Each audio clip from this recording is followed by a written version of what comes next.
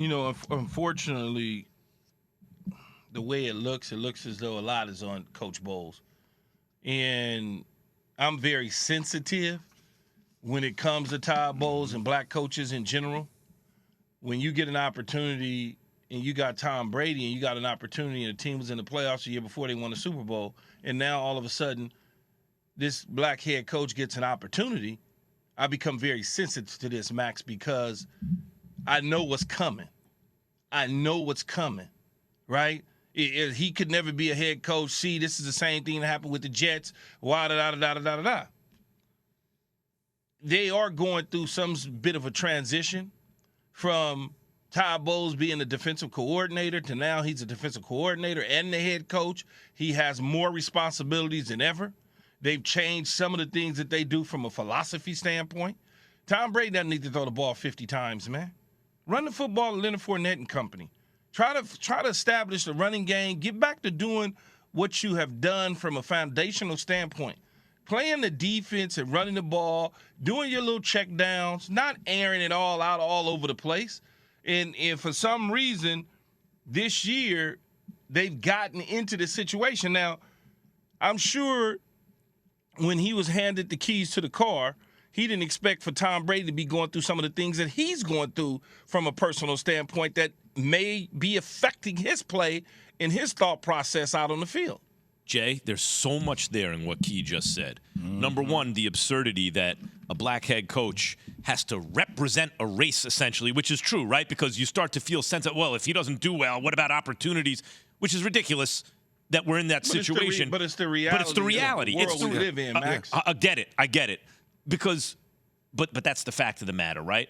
Then the second thing is running the ball. Right, what Key just said, the Giants did it last night, and teams do it first half. Not going to pay dividends. Maybe that's going to show up at the end of the game when you stay with it.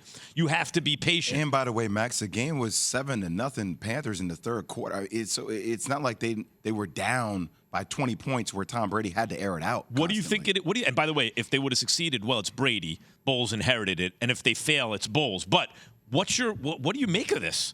Key, this is where it's starting to become interesting for me because I hear exactly what you're saying, but it's almost as if, can Todd Bowles hold Tom Brady accountable?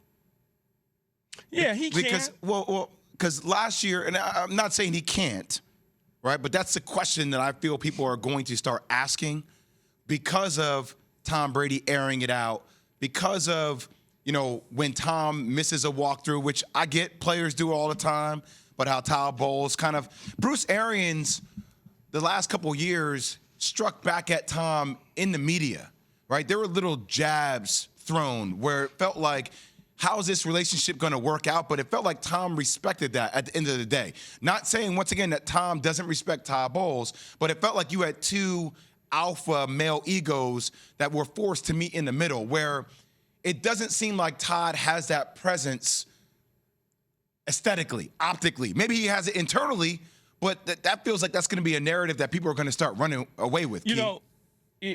Todd Bowles approaches it a little bit differently. He's a little more soft-spoken. Mm-hmm.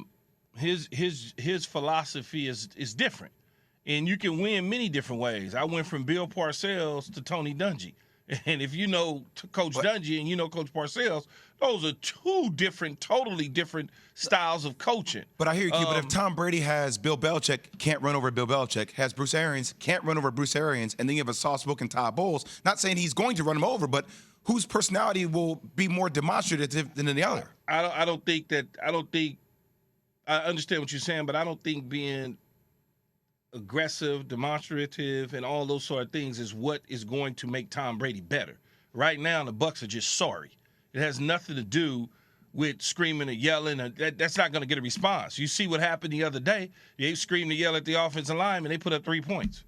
The first person, 2 and 12 on third downs, I heard talking about Bowles and the fact that just he comes from a defensive background and does not have a great track record as a head coach, although not terrible, but he got a bad team to not quit, which is something. But, you go from an offensive guy, no risk it, no biscuit, to a defensive guy. Was Vinny in security here?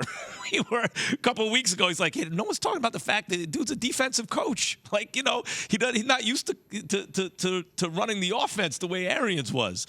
Like, it's on fans' minds because we're searching for something. But I think he is right. Brady's going through something. Clearly, it's not the same.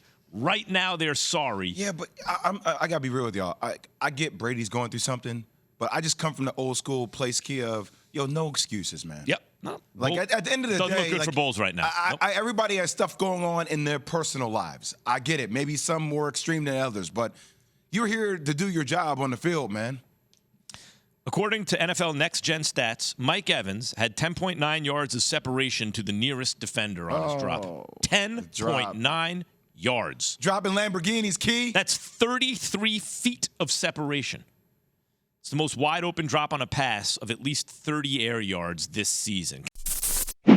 Thanks for watching ESPN on YouTube. For live streaming sports and premium content, subscribe to ESPN Plus right now.